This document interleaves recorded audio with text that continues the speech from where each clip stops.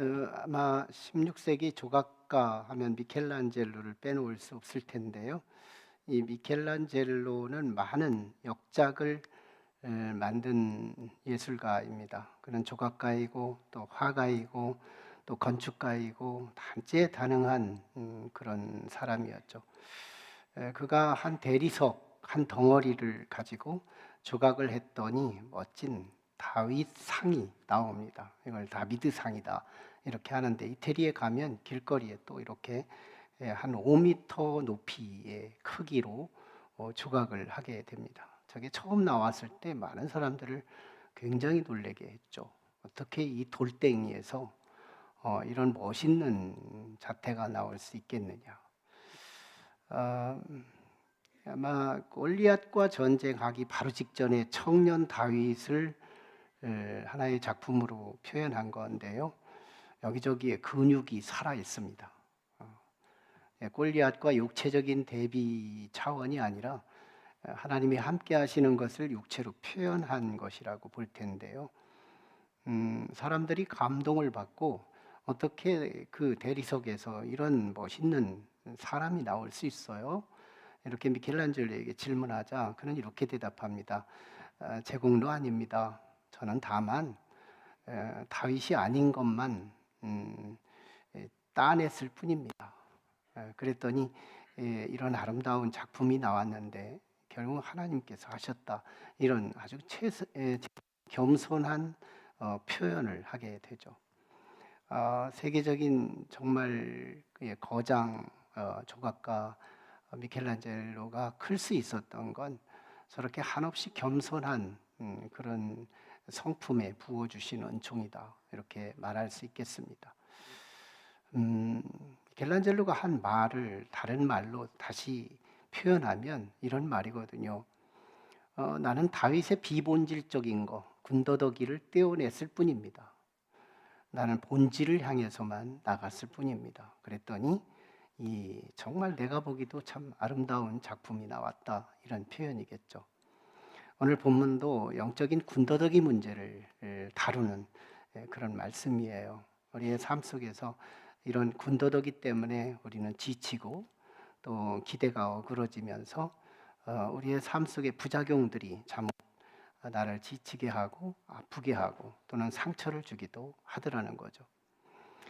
시리아 안디옥 교회에 이방인 최초 교회잖아요. 그래서 선교사를 파송해서 역사적으로 세계적인 교회를 세우게 됩니다. 이 교회는 오직 믿음 하나로 뭉쳐진 성령 안에서 공동체가 된 그런 교회였어요. 가장 건강한 교회였지요. 이 교회에 유대 지역에서, 예루살렘이었는지 유대 지역에서 몇 사람이 유대인들이 몰려옵니다. 이 교회, 이방인 교회에 와가지고 오늘 1절에 이런 아주 충격적인 메시지 하나를 던져요. 1절 말씀에 보면 너희가 모세의 법대로 할례를 받지 아니하면 능히 구원을 받지 못하리라. 이 멘트 하나를 줍니다. 오직 믿음 하나면 구원이라고 생각하며 신나게 교회를 세워가던 이 시리아 안디옥 교회가 아주 쑥대밭이 됩니다. 엄청난 혼란에 빠지게 되죠. 어떻게 믿음 하나가 아니라 믿음 플러스 할례, 이 두 가지가 이 겸행이 되어야 구원이 된다는 건데 지금까지 우리 속았다는 말인가? 굉장히 혼란이 일어나요. 마치면 세계 1차 전도 선교 여행을 갔다가 믿음의 거장이었던 바울과 바나바가 시리아 안디옥 교회에 도착했으니 망정이지. 이런 신학자 같은 사람이 없이 유대주의자들이 와서 구원의 조건 듀얼로 제시했을 때 저들이 얼마나 혼란이 더 컸을까도 생각해 볼 수 있는 그런 상황이에요. 그런데 마침 하나님께서 참 문제도 주시지만 대안도 주시는 하나님을 보게 됩니다. 바울과 바나바가 이 소리를 들은 거예요. 그러자 이 바울과 바나바가 야성이 막 발산이 됩니다. 대노하고 막 진노하기 시작하는 거예요. 사람들은 자꾸 이 하나, 진리는 하나인데 자꾸 둘로 나누려고 하고 뭔가 싱겁게 보이니까 뭔가 복잡하게 만들어서라도 우리를 흔들어 대려고 마귀들이 자꾸 침투해 옵니다. 우리 한국교회가 구원받는데 믿음 하나를 주창했지만 시간이 가면서 담배 끊어야 구원받아요. 술 끊어야 구원받아요. 또 11조 해야 구원받아요. 건축원금 많이 해야 구원받아요. 자꾸 이런 걸 자꾸 드러내려고 하는 이유가 뭐냐? 이 믿음의 싱거움 때문인 거예요. 이 믿음에 대해서 잘 모르니까 이게 자꾸 비본질적인 것들을 자꾸 제시하면서 구원의 어떤 조건인 것처럼 우리를 착시하게 하고 우리의 짐을 무겁게 하는 이런 도전들이 있더라는 거예요. 한 교회에 한 성도가 담배를 못 끊은 거예요. 목사님에게 와서 목사님 제가 담배 못 끊었는데 천국 못 갈까요? 목사님이 대답합니다. 왜요? 천국 갑니다. 담배 피우면서. 다만 천국을 빨리 갈 겁니다. 왜? 폐가 다 망가질 거니까요. 당신 수명대로 못 살아요. 그러자 이 말에 충격받고요. 담배 끊었다는 얘기예요. 어쨌든 우리는 참 천국 가는 그 일이 너무 복잡하고 격이 다르고 너하고 전혀 내가 다르니 나는 소외되어 있고 나는 천국 못 가는 사람, 그냥 아내나 기쁘게 하기 위해서 나는 가족 부모님 기쁘게 하기 위해서 교회 다닐 뿐이지 이 가벼운 진리 하나 이거를 모르고 우리는 자꾸 주변적인 것 가지고 구원의 조건으로 자꾸 제시하는 그런 문제가 있더라는 거예요. 그래서 마침 이제 여기서 이제 싸우게 돼요. 바울과 바나바 한 팀. 유대에서 온 유대주의자들, 이걸 히브리파 유대인 그리스도인이라고 합니다. 유대인들은 둘로 나누어요. 하나는 히브리파 유대인 그리스도인, 또 하나는 헬라파 유대인 그리스도인. 히브리파 유대인들은 대부분 이 팔레스타인, 즉 가나안 땅을 자신의 약속의 땅이라고 외국을 가지 않아요. 오직 본국만, 하나님의 약속의 땅만 보수하고 지키는 사람들. 그리고 헬라파 유대인들은 뭐 상황에 따라서 우리가 뭐 외국도 가서 살 수 있고 이러면서 어디든지 핍박당하면 외국 가고 뭐 이러면서 피하며 살아가는 거죠. 네, 이번에 시리아 안디옥 교회를 쑥대밭을 만든 주범은 누구냐면 히브리파 유대인들이 시리아 안디옥에 이방인 교회가 세워졌다고는 하는데 제가 뭔가 잘못된 교회인 것 같은 거예요. 그래서 예루살렘에서 쭉 내려가 시리아 안디옥 교회에 이런 엄청난 파급을 일으킨 거예요. 자, 그래서 그들끼리 싸웁니다. 집단 언쟁이 시작돼요. 집단 언쟁. 바울과 바나바 한 팀, 히브리파 유대인 한 팀 해가지고 막 언쟁을 하면서 막 시끄러웠겠죠. 여러분, 이 말싸움과 이 분쟁이 똑같은 권위자들 사이에서 일어나면 결국 관계가 끊어지는 결과로 끝나게 되어 있어요. 그래서 사람들이 분쟁이 끝나는 지점이 어디냐? 더 높은 권위. 우리보다 더 높은 권위가 인정해 줄 때 우리는 거기에 승복하겠다는 태도. 이게 일반 사회의 재판 문화입니다.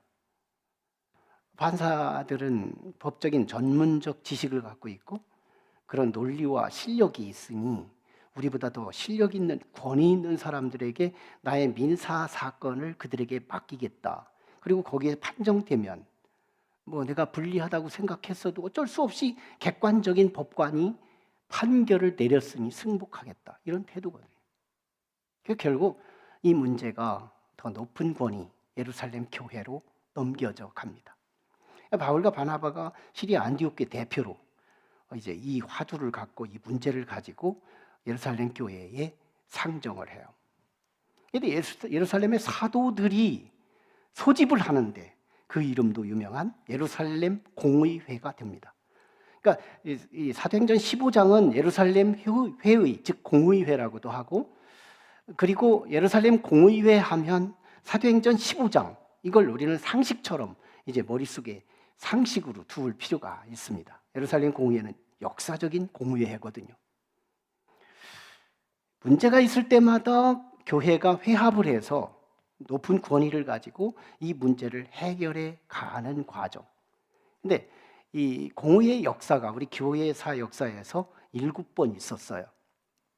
보면 니케아 공의회 다 황제가 소집한 겁니다. 높은 권위를 가진 로마 황제가 터키를 중심으로 교회들이 그때 당시 그곳에 교회들이 많이 있었고, 그랬으니까 이 니케아에서 공의회를 열고 콘스탄틴 공의회, 에베소 공의회, 칼키돈 공의회, 제2차 콘스탄티노플 공의회, 똑같은 장소에서 3번 3차 콘스탄티노플 공의회, 그리고 니케아 제2차 공의회에서 7번에 걸쳐서 공의회가 있어요. 이때 삼위일체 교리가 형성됩니다. 자리 잡혀요. 이 공의회가 없었으면 우리는 지금도 뭐 하나님만 믿어야 돼 뭐 이러면서 혼란 빠졌을 겁니다. 근데 이 공의회를 통해서 이단들이 척결되고 교회 안의 분쟁과 이 다툼의 문제들이 해결이 돼요. 황제의 이름으로, 높은 권위의 이름으로 이 모든 문제들을 그때마다 평정해 가면서 그리스도 교회의 질서를 유지하고 교리적인 혼란을 해결해가는 이런 문제였던 거죠. 근데 예루살렘 공의회는 영차고요, 어머니 회라고 하고, 니케아 공의회부터 1차, 2차 그리스도 교회 역사에 1차, 2차를 매깁니다. 소집자가 다르기 때문에 그래요. 그러니까 예루살렘 공의회는 사도들이 소집했고, 이 니케아 공의회는 황제가 소집을 해요. 소집자가 다르기 때문에 소집자의 중심으로 1차, 2차가 매겨지는데, 전체 공의회 역사에 예루살렘 공의회는 어머니 공의회다 해가지고 뿌리 공의회, 가장 중요한 것을 다루게 되는 그런 공의회였죠. 자, 이 공의회가 이제 시작되는데요. 오늘 본문만 해도 이 공의회가 6절에서 21절, 아니 22절까지 이 공의회 내용이 소개됩니다.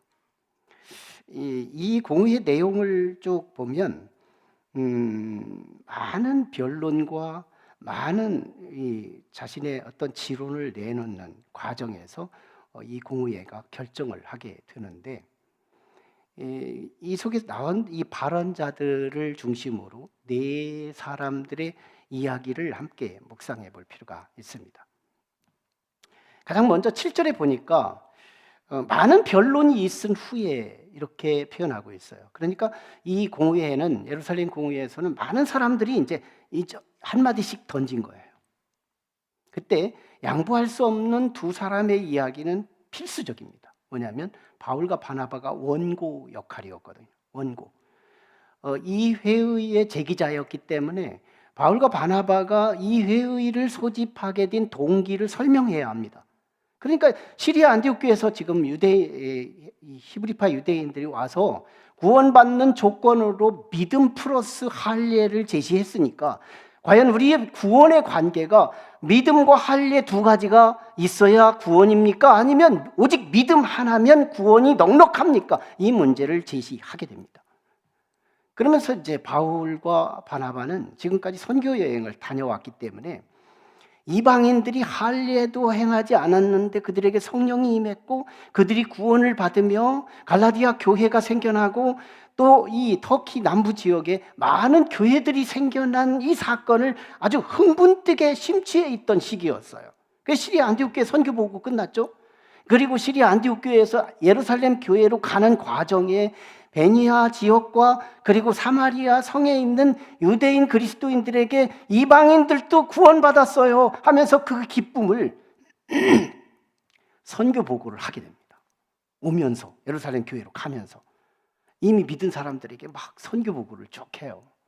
자기의 기쁨을 그들에게 나누어요. 그러니까 그들도 같이 기뻐합니다. 그리고 예루살렘에 도착해서 사도들에게 인사 나누고 사도들에게도 또 선교 보고해요. 선교사들은요, 자신의 선교에 대한 영향력, 얼마나 좋아하는지, 얼마나 기뻐하는지, 얼마나 보람이 있어 하는지 몰라요. 나 때문에 안 믿던 사람들이 믿기 시작했고, 정말 신기한 거죠. 우리 교회도요, 안 믿던 분들이 꽤 많습니다. 난 이걸 생각해 보면 너무 신기한 거예요. 저분들이 부족을 의지하고 저분들이 불교를 다니고 저분들이 타종교를 믿던 그분들이 이 교회에 들어와서 어느 한순간에 믿는 사람들이 이렇게 모였다는 이 자체를 보면요, 빈자리가 크게 보이지만 나는 채워진 여러분의 자리가 얼마나 소중한지 몰라요. 신기하기까지 합니다. 너무너무 신기한 거예요.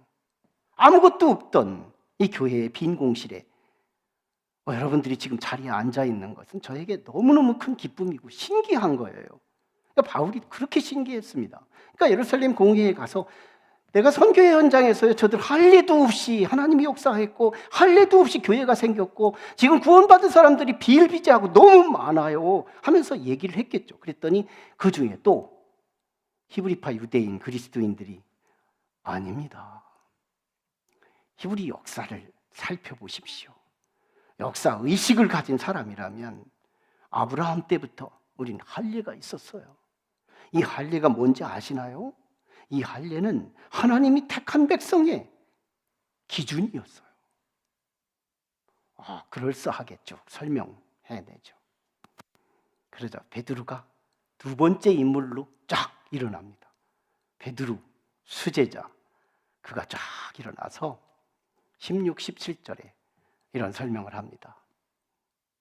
그는 이미 고넬류 집, 이방인 집이었어요. 거기서 고넬류의 집 친구들 그리고 이방인들을 쭉 모아놔서 한 방에 이방인들이 꽉 채워진 사이에 베드로가 가가지고 설교를 했더니 그들이 다 성령을 받는 거예요. 그리고 막 이적과 표적이 일어나는 거예요. 그걸 지금 8절 9절에서 설명합니다. 또 마음을 아시는, 사람들의 마음을 아시는 하나님이 우리에게와 같이 그들에게도 성령을 주어 증언하시고 믿음으로 그들의 마음을 깨끗이 하사 그들이나 우리나 차별하지 않았습니다. 할례 없이, 이게 중요한 거예요.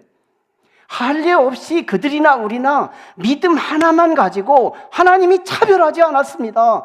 베드로는 경험을 가지고 고넬류의 이방인들이 꽈득했던 그 공실에 그 실에 그 교회, 그 가정에서 복음을 전했더니 그런 일이 벌어졌다는 얘기를 쭉 하면서, 그러면서 베드로가 10절, 11절에 이렇게 말씀합니다. 그런데 지금 당신들이 어찌하여 하나님을 시험하여 우리 조상과 우리도 능히 매지 못하는 멍에를 제자들의 목에 두려느냐. 그러나 우리는 그들이 우리와 동일하게 주 예수의 은혜로 구원받는 줄을 믿노라. 굉장히 중요한 멘트를 날리게 됩니다. 그러자요, 예루살렘 회의는 권위 있는 사람 말 한마디를 듣고 나면요, 적막해지는 거예요. 공감이 되는 거예요. 무슨 말로 대꾸할 말이 없는 거예요. 이게 권위 있는 사람의 말이죠. 진짜 먼지처럼 막 말만 많이 하려고 하는 그 사람들은 권위가 없어요. 베드로는 참고 있습니다. 니들 다 먼지처럼 한번 얘기해봐라. 나는 그 사이에 정리를 합니다. 내가 뭔 얘기를 해야 할까? 베드로는 다 보니까 내가 경험한 얘기, 하나님이 기록된 말씀, 이걸 쭉 해서 내가 정돈된 그 말을 적절한 시기에, 적절한 시간에 일어나서 말 한마디를 쭉 하자.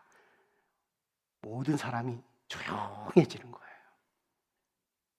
그 틈새에 누가 끼어드느냐? 세 번째 인물, 바나바와 바울과 바나바가 일어나서 한마디 합니다. 근데 아주 쪽집게 같은 메시지 하나를 전해요. 우리도 사역을 하다 보니까 이방인들이 할례 하나 행하지 않고도 그들에게 표적과 기적이 있었습니다. 이 얘기를 찔러줘요. 이게 촌철살인 같은 메시지거든요. 짧은 외마디지만 이 말이 유대인들을 흔들어대는 메시지예요. 왜? 유대인들은 표적하면 사족을 못 쓰는 사람들이에요. 표적이 일어났다. 제가 안수기도 했더니 갑자기 막 안진뱅이가 일어났어요. 표적이 일어났어요. 그러면 유대인들은요, 저는 하나님의 사람인 거예요. 하나님의 역사인 거예요.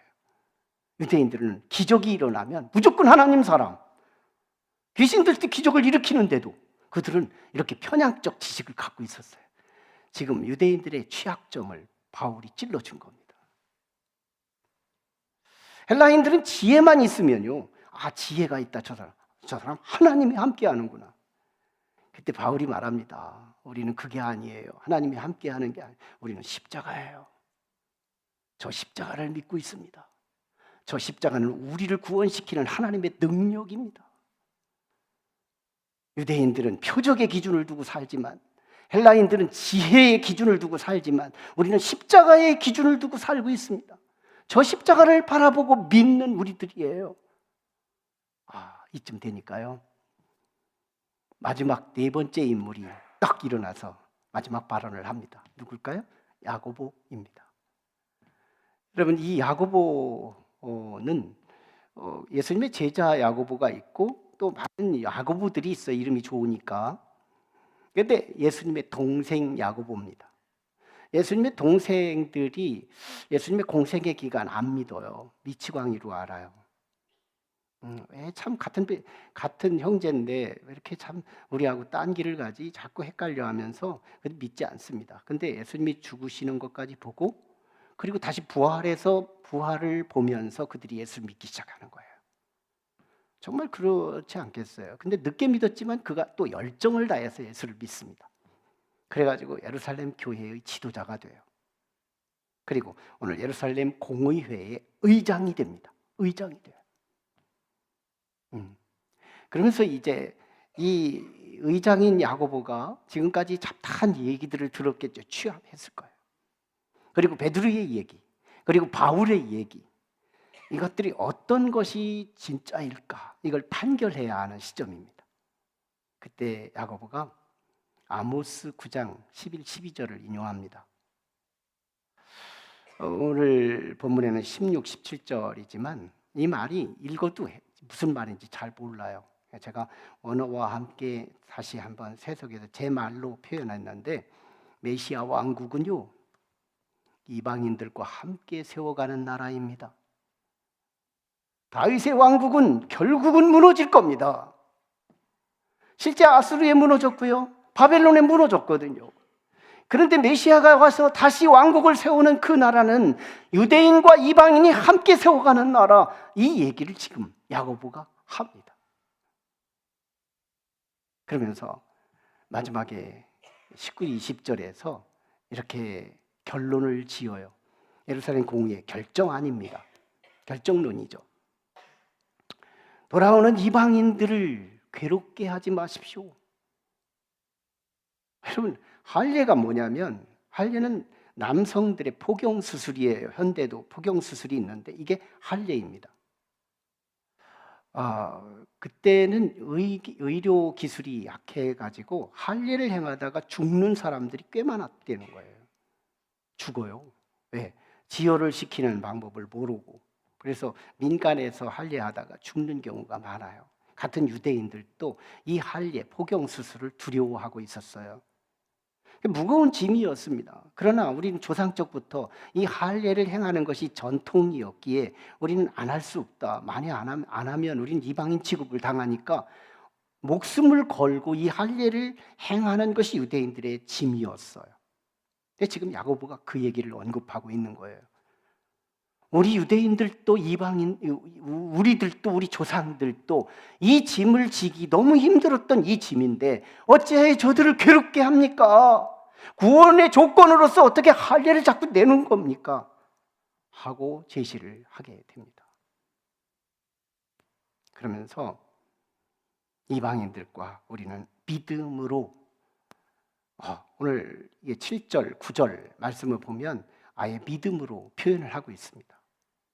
그래서 믿음으로 예수 그리스도의 그 은혜로 구원을 받는 것을 우리는 믿노라. 이거 11절의 결론이에요.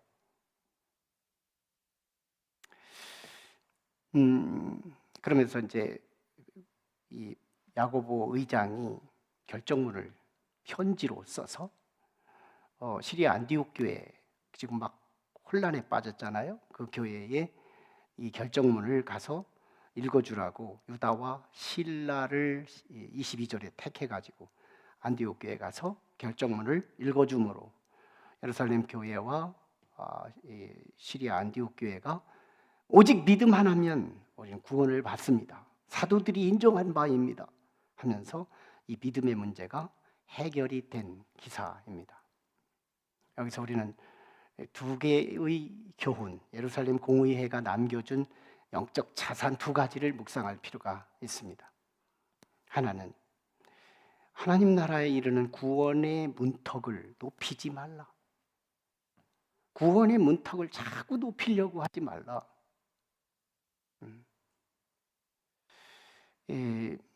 유대인들의 입장에서 믿음으로 구원받는다고 하니까 왠지 종교가 싱거운 거예요. 뭔가 종교라면 그래도 복잡성이 있고 있음직하고 뭔가 프로세스 과정이 있고 뭐 그래야 종교적인 이 포멀한 양식을 갖추고 있는 거지, 어떻게 그렇게 싱겁게 믿음 하나만 가지고 구원을 받는다고 하냐, 싱거운 거예요. 그러나 하나님은 우주를 창조하셨어요. 할 수만 있다면 모든 당신이 만드신 인류가 다 구원받기를 원하십니다. 그래서 하나님은요, 구원의 문턱을 최대한 낮추십니다. 근데 자꾸 인간들이 구원의 문턱을 자꾸 높이는 거예요. 구원, 믿음 아니야. 믿음뿐 아니라 믿는 거 좋은 거지만 할례 플러스 되어야 하는 거야. 자꾸 이렇게 나가는 거예요. 명인들을 보면 이 카테고리가 넓어요.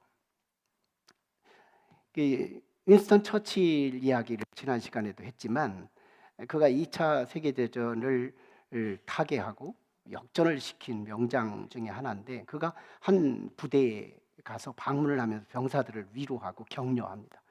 그때 한 병사가 와서요, 그 유명한 처칠이 오니까 사인을 받으려고 합니다. 그때 이 보수당 했던 처칠을 향해서 나는 노동당인데 나한테 사인해 줄 수 있어요? 당이 다른데. 처칠이 이런 대답을 합니다. 노동당이나 보수당이나 영국을 위한 사람들 아닙니까? 영국을 위해서 싸우는 사람들 아니에요? 근데 내가 왜 사인을 안 해줍니까? 난 영국을 사랑합니다. 영국이 구원받기를 원합니다. 이러면서 조금 더 큰 카테고리로 그를 품어줍니다. 이게 진짜 사람 아닐까요?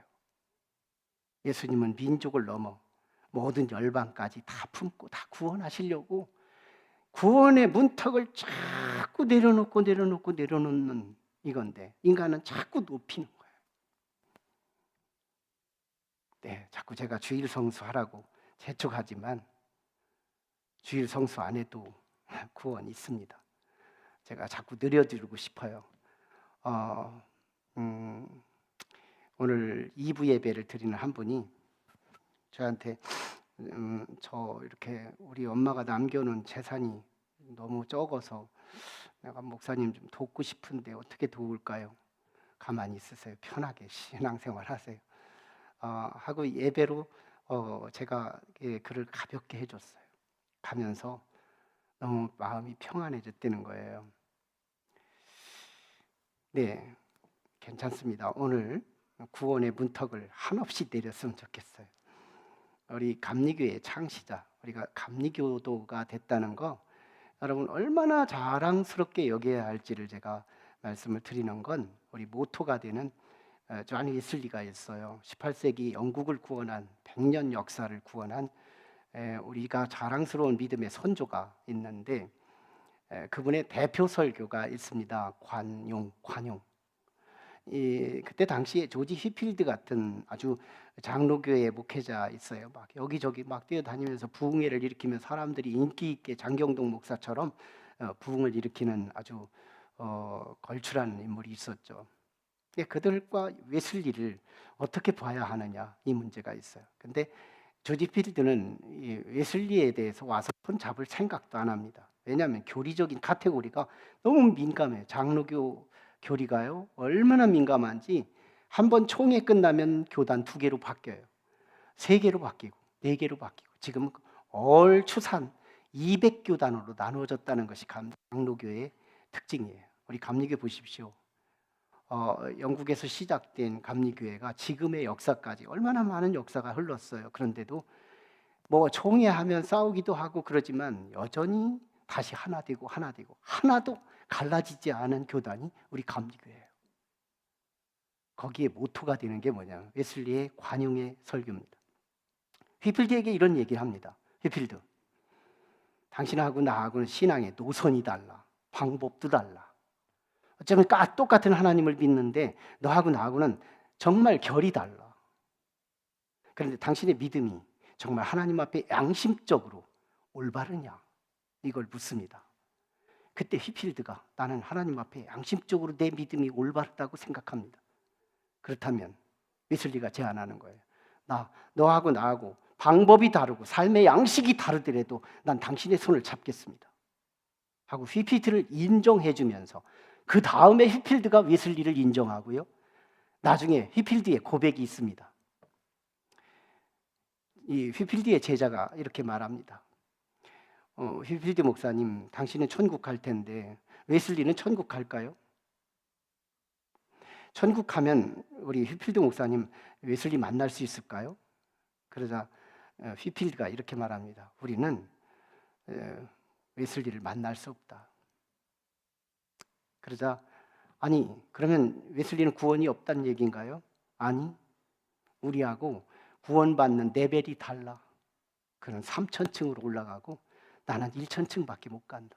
휘필드가 나중에 웨슬리의 그 믿음을 인정해 줍니다. 뭘까요? 환영이에요. 그리스도 안에서 당신이 진실하다면 나는 당신의 손을 잡아주겠다. 누구나 예수님을 얼마나 닮아 있어요. 이게 감리교도예요. 이게 정체성입니다. 내가 감리교를 다닌다는 거 누가 뭐라고 해도 이걸 자긍심 있게 신앙생활할 필요가 있어요. 카테고리가 너무 작아서 조금만 조건만 달라도 너하고는 영원히 이별이야. 천국 갈 사람들인데 이게 그리스도인이 될 수가 없다는 거잖아요. 예루살렘 공의의 두 번째 결론입니다. 이건 더 초점 있는 건데요. 솔라 피데, 구원의 문턱은 오직 하나, 믿음 하나면 족하다는 거, 이 사실을 우리는 건져야 합니다. 구원의 조건 믿음 하나면 족하다. 예, 이 믿음 싱거워도 할 수 없어요. 우리는 믿음 하나만 똑똑하다면 우리는 여러분 구원받아요. 구원받습니다. 난 지금 죽어도 천국 간다는 거 의심하지 않아요. 이 구원의 확증, 내 가슴 속에서 막 이글거리는 그 확증이 우리 속에 있다면 어떤 일이 벌어질까요? 여러분, 대단한 힘을 발휘하게 됩니다. 시대마다 믿음 하나 가지고는 싱겁다고 자꾸 붙이고 싶어 합니다. 중세를 지나요. 16세기 아주 가장 부패하기 짝이 없는 중세 종교개혁 시대를 지납니다. 그때 믿음 하나 가지고는 부족해요. 면죄부 하나 사야 됩니다. 구원의 조건 또 나눴습니다. 믿음 하나만 가지고는 부족해요. 이제 십자군 전쟁에 참여시켜야 합니다. 우리는 사람이 없는데요. 우리는 어른이 없는데요. 애기라도 참여해라. 9살짜리도 십자군 전쟁에 참여했었던 이 그리스도교회의 역사 보세요. 이렇게 부패되고 타락한 우리 중세의 역사를 우리 교회가 갖고 있는 거예요. 시간이 가면 갈수록 믿음은 너무 싱겁다는 거예요. 어째서 믿음 하나만 가지고 천국 갈 수 있냐는 거예요. 그러나 여러분, 믿음 하나면 얼마나 위대한 사건인지 몰라요. 이 믿음 하나가 얼마나 신비한지 몰라요. 예수 그리스도의 통째로 사역하신 모든 것이 이 믿음 하나에 관련됩니다. 예수님이 십자가에 돌아가신 그 사건은 곧 나를 위한 죽으심이었습니다.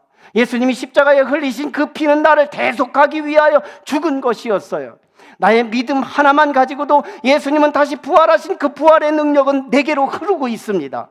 나는 믿음 하나만 가지고도 예수님께서 다시 승천하셔서 우리를 위하여 기도하시는 그 중보기도는 나를 위하여 기도하시는 그리스도의 중보기도임을 우리는 믿는 겁니다. 믿음 하나만 가지면 다시 이제 재림하셔서 백부자 심판을 여시고 우리를 오른편에 왼편에 세울 때 믿음 하나만 가진 사람들을 그리스도의 오른편에 세우시고 영원한 천국으로 구원받는 약속을 주님은 하신다는 거예요. 믿음 하나만 가지고 구원받은 인류 전체의 아이콘 같은 성경의 사건 하나가 있으니 예수님이 돌아가시던 십자가에 돌아가시는 사건, 한 중심부에는 의인, 거룩하기 짝이 없는 하나님이 돌아가신 십자가의 죽음이 있고요. 양편에는 모든 인류의 죄를 지은 너나 할 것, 오른편 왼편 이 강도는 사람 죽이고 죽어야 할 죄값을 치르기 위해 양편에서 죽게 됩니다. 저들은 평생 예수를 따르지도 않았고요, 예수를 믿지도 않았고요, 예수를 위해서 예배 한 번 드린 적이 없고요. 저들은 아무것도 한 게 없습니다. 오직 한 것이 있다면 사람을 해킹하고 사람을 죽인 일밖에 없는 거예요. 그래서 그들은 응당히 자기 죄값으로 죽어야 하는 그 십자가의 처형 속에 있는 거예요. 그런데 그 예수 그리스도는 그 중심부에 있어요. 이건 우연의 일치지만 참으로 필연이었던 겁니다. 의인, 흠도 티도 없는 예수 그리스도 하나님, 그분이 십자가의 처형을 당하는 거예요. 죄인들 틈새에 못 박힌 예수 그리스도를 향하여 저들이 이제 어떤 태도를 보이느냐? 감사한금 한 거 없어요. 다른 어떤 뭔가의 헌신과 희생과 순교가 없었어요. 그런데 그들은 태도만 보였을 뿐이에요. 한편 강도가 말합니다. 네가 진짜 그리스도라면 나를 이 십자가에서 내려오게 한번 해봐라. 시험하며 놀리고 태도를 불량하게 대하다가 그날 밤 그는 음부의 지옥에 던져지게 돼요. 그런데 한편 강도는 주님을 향하여 이런 태도를 보입니다. 주여, 주께서 오늘 밤에 낙원에 이르시면 저도 거기 있게 하옵소서. 태도 하나만 보인 거예요. 그 마음속의 진실함만 보인 거예요. 그랬더니요, 주께서 이렇게 말씀하십니다. 너는 오늘 밤 나와 함께 낙원에 있으리라. 구원받았어요. 여러분, 저 사건이 우연의 일치 사건 같으지만 여러분, 우리에게 얼마나 중요한 사건인지, 모든 인류가 구원의 하나의 모션, 하나의 사건으로 우리에게 대표로 보여주는 사건이에요. 모든 인류의 한 중심부에 그리스도가 죄인의 모습으로 함께 꽂혀 있어요. 어떤 인류는 한쪽 강도처럼 주님을 향하여 폄훼하고 욕하고 시험하고 있지만, 또 한편의 사람들은 주님을 향하여 영접하고 태도를 보이며 아직 감사한금 하지 않았고 아직 예배 한 번 못 드렸을지라도 그들은 지금 구원의 반열에 시작하는 마지노선 문턱이 한없이 낮아요. 믿음 하나가 너무 가볍다고 오해하는 사람이 많습니다.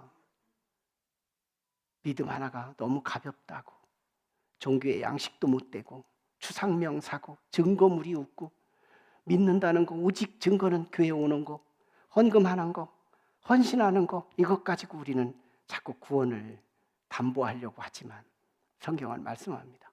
오직 믿음, 이거 하나면 천국 간다, 이거예요. 그러나 무시하지 마십시오. 이 믿음의 위대함을 설명합니다. 여러분, 이 믿음이 고백하게 해요. 이 믿음이 언어를 바꿔요. 이 믿음이 예배하게 합니다. 이 믿음이 헌신하게 합니다. 이 믿음이 순교하게 합니다. 상황만 주어지면 이 믿음은 하나님이 주신 믿음이거든요. 아버지가 믿으니까 나도 믿어주는 믿음, 부모님이 믿으니까 나도 믿어주는 그 믿음, 아내가 믿으니까 남편이 믿어주는 믿음, 남편이 믿으니까 아내가 믿어주는 그 믿음, 가족을 기쁘게 하려고 오는 그 믿음, 이 믿음은 상대할 수가 없고 비교할 수도 없어요. 하나님께서 내게 주시는 믿음, 이건 생명의 믿음이에요. 여러분, 지난주에 생명을 설명하려고 하는데요, 탁구대회가 있었습니다. 제가 선수 커플을 제가 짰어요. 우리 최호진 권사님이 저한테 아시해 주시고 제가 구체적으로 나하고 누구 이렇게 짜줬어요. 복식을 했습니다. 제가 선택하기를 나이 제일 어린 아이 중학생을 제 커플로 삼아서 탁구를 선택했어요.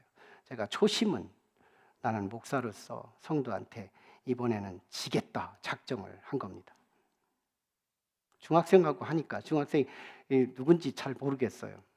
근데 저하고 이렇게 중학생을 했던 이 자체가 저는 아예 포기를 했던 거예요. 근데 하필이면 지난주에 안 온 거예요, 이 중학생. 갑자기 홍병각 집사님이 저하고 탁구를 커플이 된 거예요. 상황과 여건이 주어졌습니다. 그때 열심히 쳐서 치다 보니까 1등 하고 싶어지는 거예요. 한 판 이겼고 두 판 이겼고 계속 이기는데 이왕우 권사님, 우리 김대익 집사님, 이 조가 싸우는데요, 이기고 싶었습니다. 왜 이기고 싶었는지 아세요?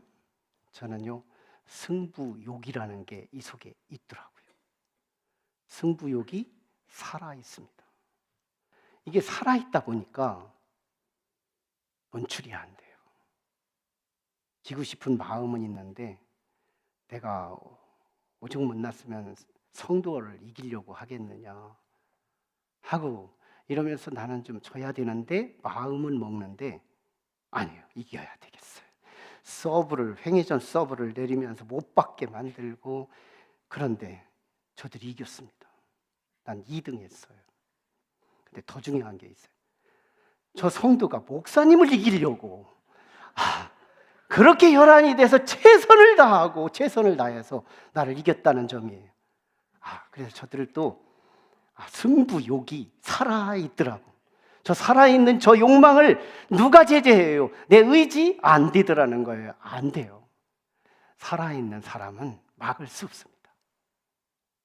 여러분, 믿음이라고 싱겁다고 생각하지 말라. 이 믿음이 모든 것을 일합니다. 믿음이 예배하게 하거든요.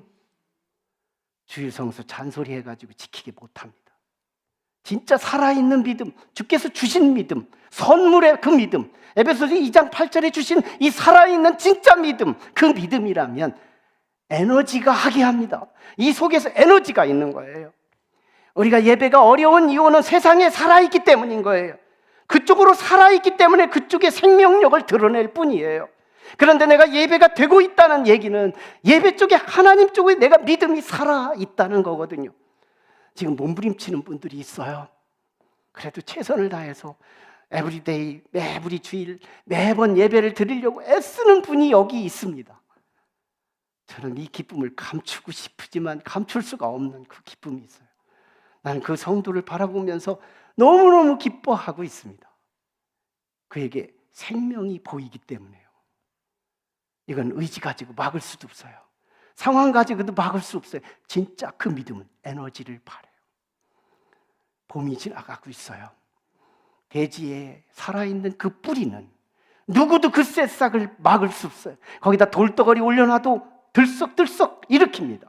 생명이요, 생명, 살아있는 그 믿음은 싹을 드러내고 줄기를 드러내고 꽃을 피고 열매를 맺고 주렁주렁 보이는 것들이 나타나는 그 믿음, 하나님께서 주시는 선물의 그 믿음. 전 하나님이 주시는 믿음을 제 삶 속에서 증명할 수 있습니다. 하나님이 주시는 믿음이 있어요. 내가 하나님 앞에 기도했더니 하나님이 이거 응답해 주신 거예요. 기도 응답 3번만 받아보십시오. 여러분은 여러분이 알 수 없는 믿음으로 나도 모르게 쭉 자라 있습니다. 뭘까요? 하나님이 주신 거예요. 하나님이 내게 주시는 거예요. 여러분, 그리스도 안에서 하나님이 살아계심을 마음껏 은혜를 입을 수 있기를 축원합니다. 나도 모르게 믿음이 생겨나요. 믿음, 그건 하나님이 주신 믿음. 그것도 살아있는 믿음이에요. 결코 싱겁지 않아요. 그 믿음이 헌신합니다. 그 믿음이 11조합니다. 그 믿음이 순교합니다. 똑같은 상황과 여건이 주어지면 내 속에 이 승부욕이 살아있으니까, 상황이 주어지니까 성도한테도 이기고 싶어지는 이 생명을 드러낸 것처럼, 진짜 믿음은 그 생명을 반드시 드러내게 되어 있다는, 가만히 있지 못해요. 에너지, 그 에너지, 돌짝을 올려놔도 흙더미를 밟아도 어떻게든지 들썩하면서 새싹이 돋아나게 되는 싱거운 믿음 같지만 인생의 모든 것을 합친 에너지보다 더 큰 에너지, 이게 믿음이에요. 믿음이 그리스도로의 사역을 다 흡수합니다. 이 믿음이 십자가의 대속을 다 흡수합니다. 이 믿음이 모든 예수 그리스도의 승천과 부활과 재림까지 다 흡수하게 하는 이 믿음의 위대함, 이 선물이 저와 여러분에게 함께 하기를 축원합니다. 같이 기도하시죠. 우리